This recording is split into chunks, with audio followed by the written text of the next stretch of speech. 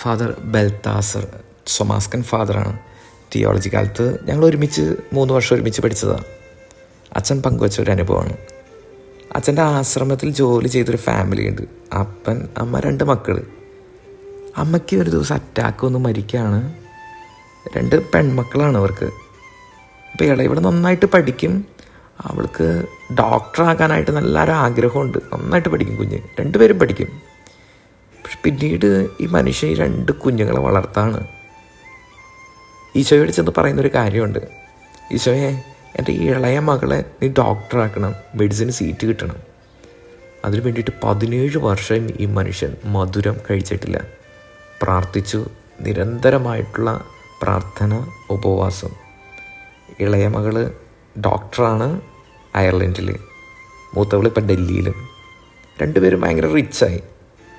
അപ്പൻ ഇപ്പോഴും തഞ്ചാവൂർ ആശ്രമത്തിൽ ജോലി ചെയ്തു പോകുന്നു. ഇന്നത്തെ സുവിശേഷം പറയുന്നൊരു കാര്യമുണ്ട്. പ്രാർത്ഥന ഭയങ്കര ശക്തിയേറിയതാണ്.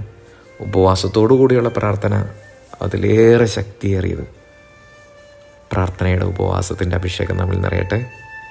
ഈശോ അനുഗ്രഹിക്കട്ടെ. ആമേൻ.